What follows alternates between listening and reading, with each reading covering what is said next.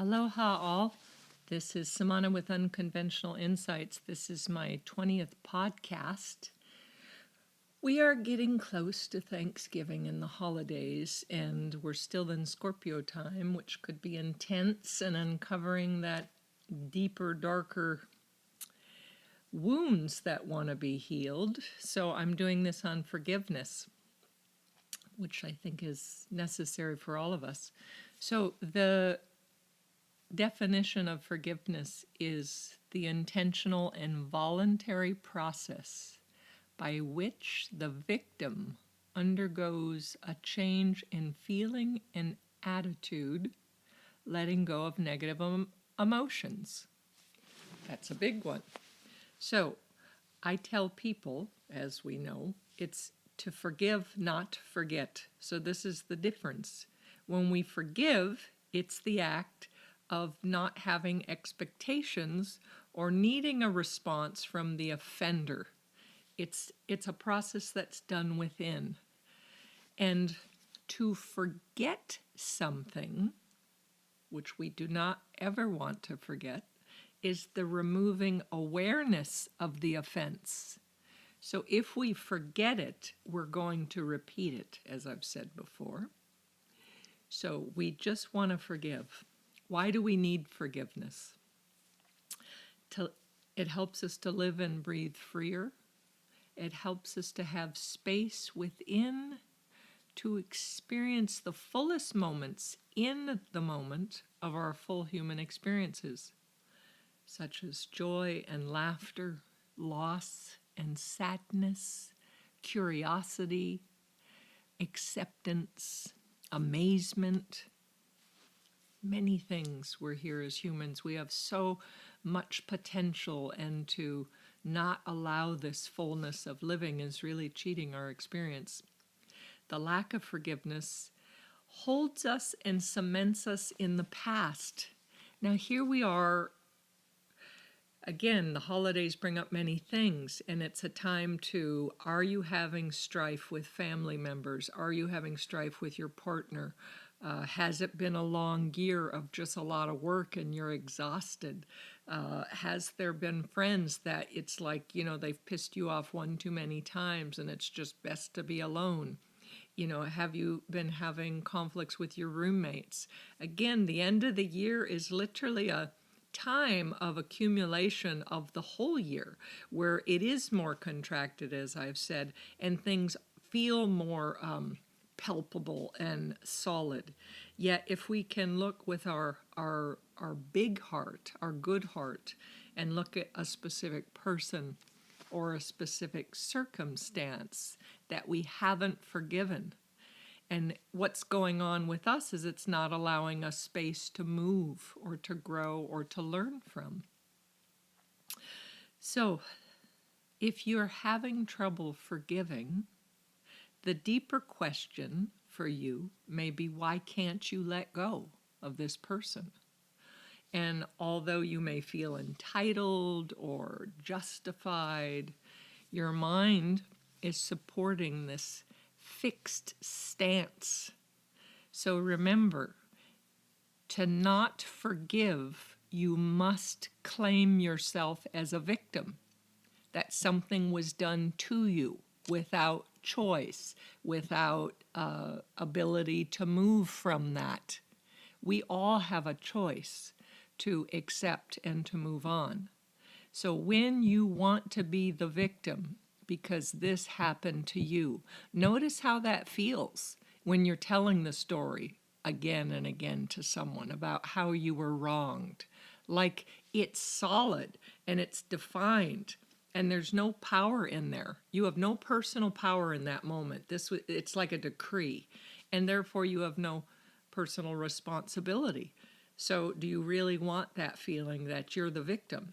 Because we're here to grow. We're here to be vulnerable and humbled and to see beyond what we know up to this point. So forgiveness is one of the highest traits, highest qualities, and experiences we could know as a human. So back to what the mind is doing with this. So the mind is supporting this idea or this person or this victimization, whatever happened to you, in a fixed way. And if we're having trouble with the forgiveness, perhaps the need for the idea of them in your life is the deeper truth.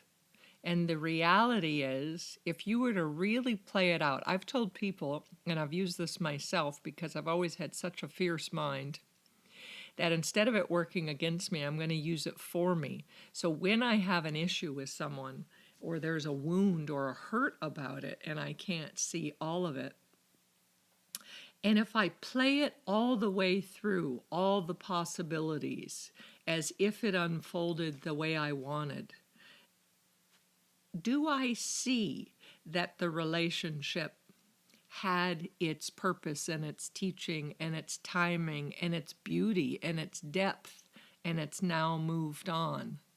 Or am I so held to holding on to the idea of how it was, or the idea of them? This person that you're having issues with, it may not be something, if it's a family member or a friend, it may not be something that the relationship's over, but the idea of how it was has changed. And or if it is something from an ex and I can't let go of that ex, then it's the idea of them, of the dream you believed. We were going to be happily ever after. We were planning a life together. But as I said, if you play that out in your mind, how that unwinds, you will see from the point of the veering off of the relationship, of the separation, be it if it's for a short time or for good, how much you have changed and grown. So now this last piece of just letting go. When we forgive, we do let go, yet facing the fear of new territory sometimes is scarier. So when we're fixed and angry and victimized, at least we know what's happening and we could pull that story up on command at any point. But if we were to accept that and forgive and let go of that, this new territory that the mind has no reference to, it might surprise you, because it might show you a dynamic of a new way of relating, or a new connection, or a way of connecting with new people you're attracting in your life that better suits and reflects the growth and the evolution that you are now. If we don't let go of circumstances in our life, and again, by letting go, it means I have no expectation. It doesn't mean I'm cutting them off. But as soon as I let go of expectation of how it should be, if that connection is valuable and juicy and still lesson-based and lots of love in there, there's no power that will separate that. It will find a way to reestablish and realign itself with you in a new view, a new dynamic. So here we are with a better connection. If nothing less, then you have more access to your whole heart. So I look at this as to hold a grudge, to have this conflict with this person that you once said you loved or cared deeply for. What it's doing is you're literally holding this space in your heart, this, like, think of it as like a little black rock in your heart. And in that, you don't have any movement. It doesn't have access to its full ability. I would say, I want that removed so I can feel this heart. When my daughter was small, so when she was in preschool at about 3, she was starting to be very curious about things, and I saw that her going to school and starting to interact with other people other than her familial family with just her father and myself, that she started to come up with human challenges. And 2 of them that the heart teaches us is that ability to forgive. She'd come home so upset and so angry about her friend. Her best friend did this, and she was just so mad. So before I put her to bed, I used to tell her these stories where we had these 4 animals that I came up with, and each animal had a specific characteristic. So we had Claire the sheep, and Diddle the duck, and Sarah the horse, and Wilbur the pig, and each of them held a specific archetype in a sense. So what I would do is she would tell me what happened in her day, and I would tell her a story about these animals and how they interacted that had a similar circumstance that she just shared with me. And she, at 3 years old, with her brilliant little awareness, would say, "That's what happened to Julia and I." And she would see it like it was this surprise, and did I know that? And then I would say, "Yes, that sounds very similar. And do you see that?" Because what it did with the story was to show her, it took it out of it being personal, out of just her experience, and showed her the full scope, the full access to her heart, how others interacted, how others were affected by it. And that became very, very helpful for her. So any of you parents out there, be creative, tell stories. Stories, we're like storytellers, helps us to grow. It's how I teach, by telling stories. Another aspect I saw her starting to cultivate is her little Aries, which is the infant of the zodiac, and all her Scorpio is she was extremely possessive. And she was very possessive of me, of her father, like always one person at a time, this possessiveness. And when she was little, she would be like, "This is my mommy, this is my dad, this is my friend." She didn't want to share her friends at school or any of that. And she had such a focused intent that when it wasn't on her, when my attention, when I had friends over, or when I was talking to clients or whatever, that she'd get very upset about this. Again, any of you parents out there know what I'm talking about. But this happens to us as adults. This happens to us in partnership. This happens to us in friendship, that I want all the attention. But I was trying to show her when she would fight for my attention, I remember that it was time to give her an example. And I said to her, I said, "Mommy's heart is so big." And I gave her the example that I said, I can love Daddy, I could love my friends, I could love my parents, your grandparents, I could love so many people in my life, and there's still room for her. I said, the heart has no boundaries to it. It's immense and vast and unbelievable in its agility. And I would tell her, for instance, because she loved her friend Julia so much, did she not have any room in her heart for me? I said, like I pointed out this little bucket she had in her room. And I said, the heart is not like that bucket that could only hold so much water or so much sand. I said, the heart can hold so much love, so much experience. And that's the beauty of it. So I would explain this to her, and she would understand and see, wait a minute, no, I love Mommy, I love Daddy, I love my chickens, I love Julia. And she'd see, okay, I understand. And I would say, but she claims a special place in my heart no matter what. Like she's there forever and ever and ever. So she really got that. And I think it's important as parents that we share this with children, because where does our culture even teach us the nature of the heart? I mean, we know how to be wounded. We know how to feel hurt or betrayed or neglected, or through all of our expectations. We know all of that part. But what about the grandness and the pure intention of the abilities of our heart to just be infinite, to be incredible? So we don't want to use it just to hold grudges and to say that so-and-so didn't do what I wanted them to do, therefore I do not want this relationship. How about getting past those hurts and those blocks and learning forgiveness? So the heart is resilient, and and it is expansive. It could simultaneously hold love for many, and a fact is that there are, which I've said this before, and I love this when I teach, I bring this up often, that there are more neurons in the heart than in the brain, which means we process information faster from our heart than we do from our mind.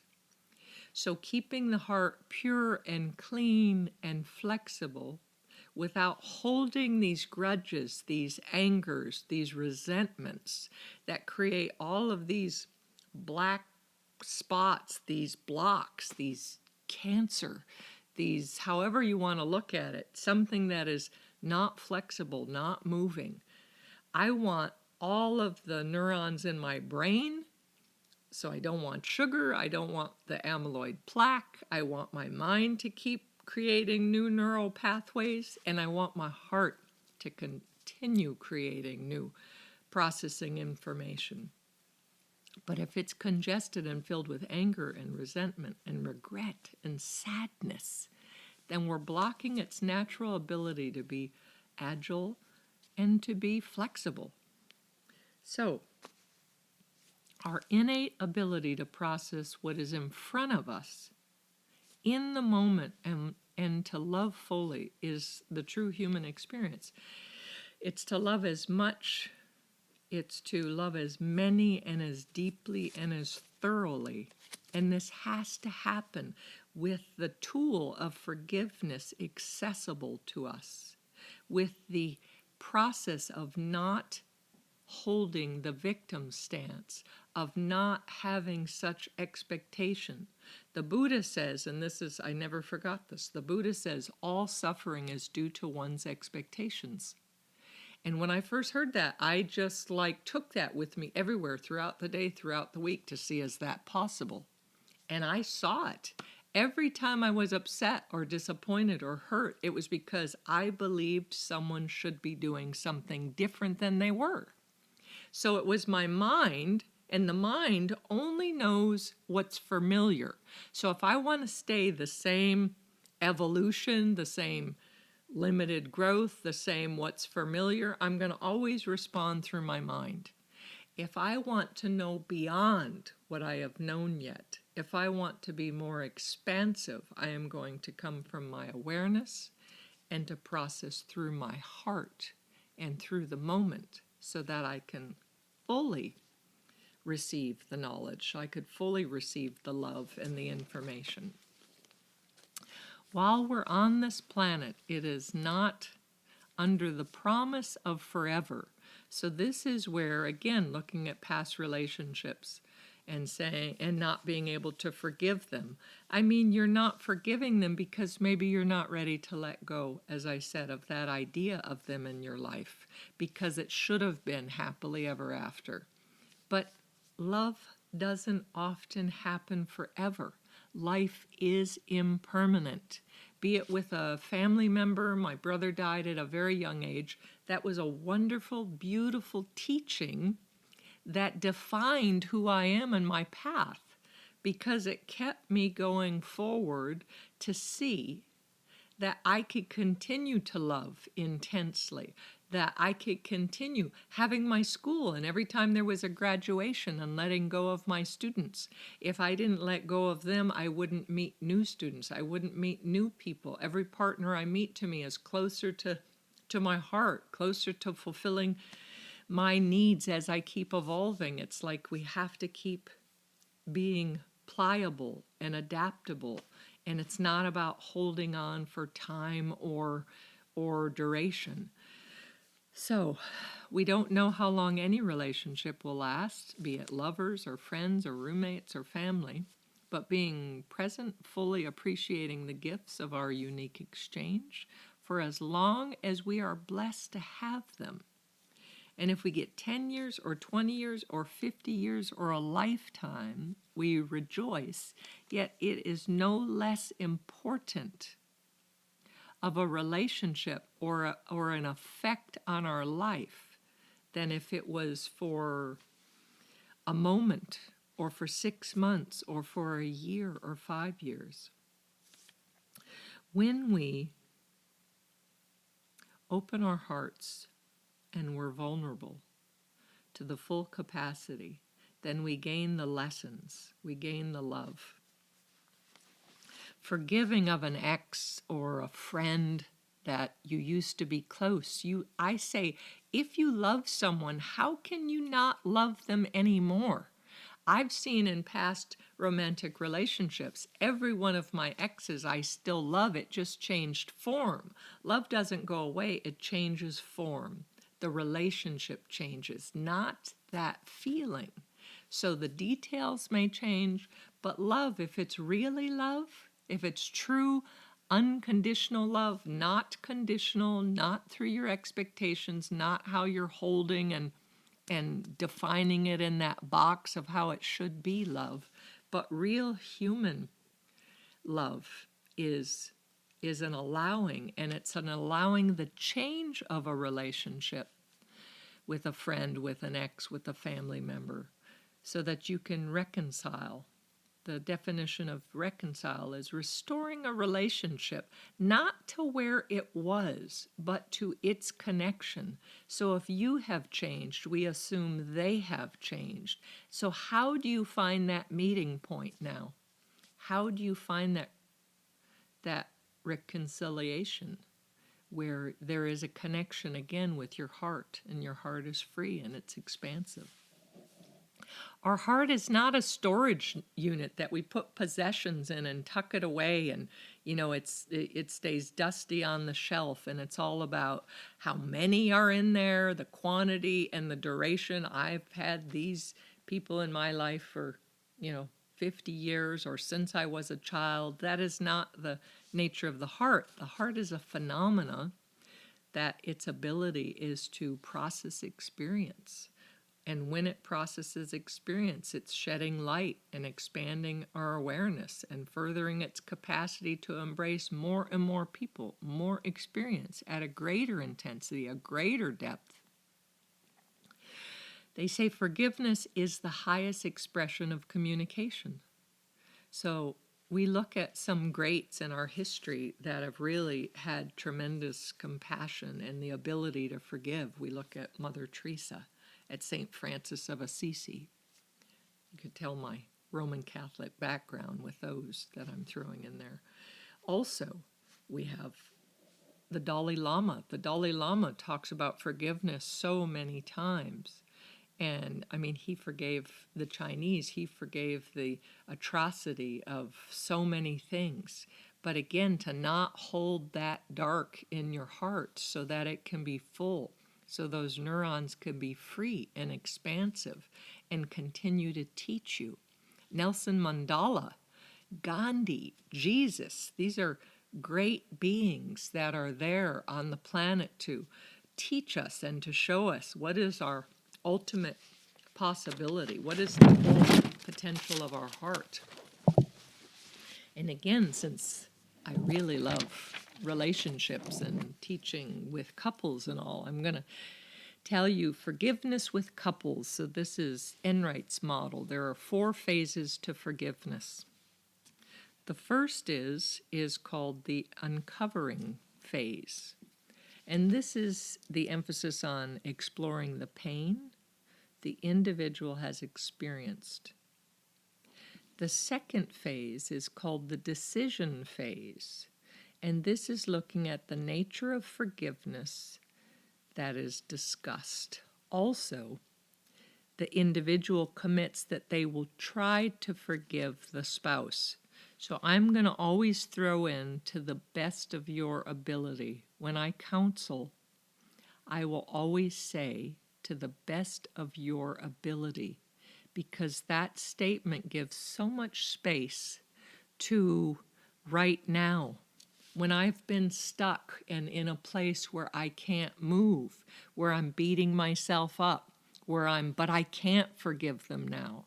When I look at that and have that self-forgiveness where I see this is the best I could do right now, is that I'm not able to forgive.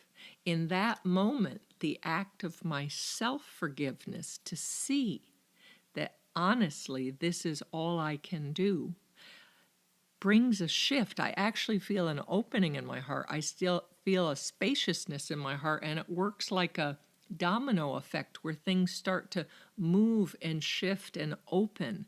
And it's like a little light shines in through the cracks, and I start to see a little more. And then I'm a little more forgiving and a little more understanding, but it started with my self-forgiveness. I want to go back to these next two phases, and then we're going to talk a little more about that. So the third is the working phase. So this shifts the focus to the transgressor in an effort to gain insight and understanding. So this is like understanding all of the elements that were involved, and perhaps the thought process that was going on or the circumstance that were going on, and try to have understanding with that. And the fourth is the deepening phase. This is where the victim, listen to that word, moves toward resolution, becoming aware that they are not alone, that they themselves have been the recipient of others' forgiveness, and finds meaning and purpose in the forgiveness process. Again, the act of forgiveness in the heart is an actual feeling that is so warm and expansive and connected to the whole planet, to everybody around us. It's the highest we could be as an individual. To access the heart's full capacity, this process informs it. It helps us to grow. The mind is limited and selfing. The heart is universal and vast. When we cannot forgive, to remember to gently notice we are coming from our mind. The mind is a box that knows what it knows, what it's been through before. It does not have any new experience to it. So if we are coming from a closed, hard feeling of I cannot forgive, take a few deep breaths and bring that forgiveness to yourself first, as I said, to forgive yourself for everything that you did not know in the moment, for everything that you reacted to, for everything you controlled, for everyone and everything that you have been angry about or reacted where it was beyond your behavior to be proud of, to forgive yourself that we're human and we do the best we can. That helps us to heal and it helps us to grow. The Buddhists have a practice where they call it metta, and metta is the word for loving kindness. So they do this forgiveness practice, and I've shared this in classes with students before and with clients. And this is how this goes. You say something like this: for any harm I may have caused others, knowingly or unknowingly, through my thoughts, words, or actions, I ask for forgiveness. For any harm others may have caused me, knowingly or unknowingly, through their thoughts, words, or actions, I forgive them as best as I am able. For any harm I may have caused myself, knowingly or unknowingly, through my thoughts, words, or actions, I forgive myself as best as I am able. Try this phrase. Try it right now if you have a circumstance where you feel that tightness, that dark spot in your heart, and you actually want access to it. Remember, this is not forgetting the act, because we want to understand what happened.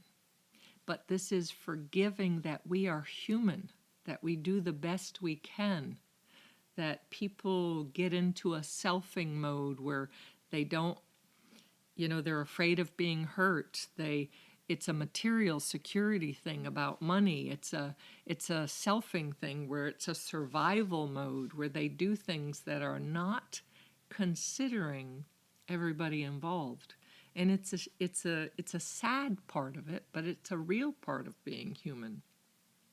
And when we see, in a sense, their spiritual evolution, when we see they are learning their heart, they are learning how to be responsible for their actions and for others around them, where they're more conscious, where they're more, I don't make a decision or say a statement unless I'm aware of the possibilities of how it could affect others. Again, always being authentic to yourself and claiming what your truth is, but doing that in a way that's kind, that's compassionate, that's forgiving. And to use this, take this as you're going into these holidays to forgive your family members, to forgive your friends that you haven't connected with in so long, because it's short, this life. And why be alone when there's so many people around you? And by forgiving an ex, by forgiving someone from your past, you allow space in your heart that new people, that the people in front of you now, that the way you're relating to that person from before in a new way has a way to grow, and you can feel it in a deeper, more transformative way.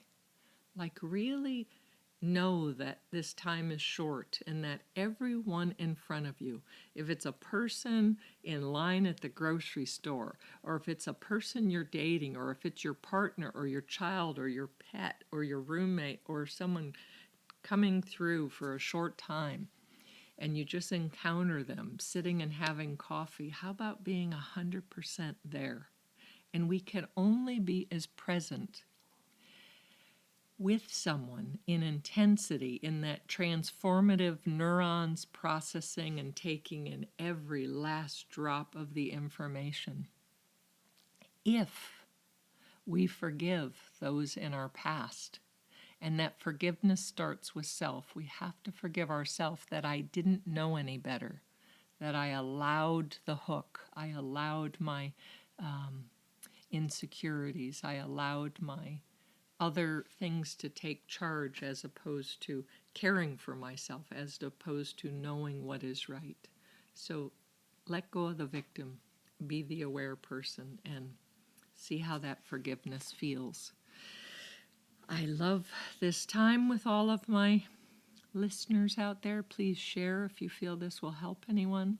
Forgive yourself, forgive others, allow that space in your heart. And my class is coming up. I have one esthetician class that's December 2nd on Monday in South Austin. That includes a lash extension training. That includes a kit for $400. We do need a kit deposit of $200 by Monday, the 18th of November. And that does come with certification. I'm also reminding you, I'm doing a couple clients right now, this 30-day detox. It's a total client renovation. This is excellent for estheticians, massage therapists, for nurses, for personal trainers, for life coaches that are already doing life coaching. I guarantee you will learn so much from me. I have 30 years of experience in this industry. Deep meditator, deep processor, detoxifier, holistic, all of that. Healthcare professional in the health and wellness. So that I do, it's 30 days. I give you a specific cleanse, and then we do an online 1.5 to 2 hours once a week for 4 weeks. And that is only $500 right now, and you do get a certification at the end of this. You can find that on my website, spaluna, spaluna.com. And I also am beginning to start, and I'm not going to do this until January, I believe, that I'm doing a 7-day transformational retreat in my home. So I do booking.com and various things, room for rents for travelers. I have people from Italy and Germany and all over the place, Mexico and Colombia and Texas, just like from wherever. It's wonderful. Maryland, and they all come to me, and I feel blessed, and I feed them breakfast in the morning, and we talk and share coffee and croissants. And anyways, so because I have 3 rooms that I rent out, I want to start doing this 7-day transformational retreat with one person or up to 3. If it's a couple, I want them in their own rooms because this is really going to be a private, intense. So again, you're going to start this 30-day cleanse where I'm going to show you, we're going to have some cooking classes where I'm going to show you how to do these smoothies in a variety of ways and soups and the way to cook lunches and healthy. And we're going to do counseling every day. We have infrared saunas. We're going to do stretching. We're going to do guided meditations. I'll take you to the gym and show you a basic routine or yoga move. So we're going to get all of your aspects of body, mind, spirit, emotions going. So it's plus there's still some hours left that you could go and explore Austin if you want to. But look at my website. That is under the 7-day transformational retreat. If you really feel like you need your hand held for 7 days, it's one-on-one, you and me. And we'll do that. Or, and then from that point, if you want to continue and we do our online once a week for the next 3 weeks to get you through that 30 days, then you have that follow-up. And this weekend, we're doing with David Garrison, our Be a Relationship Architect this weekend. I'm very excited. It's finally happening. We've put over 40 hours into this workshop. It is solid. It is your participation guide. It's your contract. You're going to learn so many things about your needs and whatever is unconscious, and you will now be conscious. And you will get deep clarity, and regardless if you're in a couple already, new or 20 years in, or if you are dating or single and don't want to create the same issues, then this is your workshop, and that is $300 or 2 people for $500. And we are doing that in South Austin, and that Saturday and Sunday from 10 to 5. And you could contact me at 808-283-7587. That includes a healthy lunch. It's nice and cool in Austin right now, so we'll have some warm food and soups and frittatas and nice things like that. And we are going to do that again sometime in February, I believe. So after the holidays, it will be time to do those cleanses, and I'm your girl, so contact me. And thank you, and aloha. Have a wonderful wonderful week. We still have our Mercury retrograde. We had a wonderful full moon yesterday, and I loved it, of course. Thank you.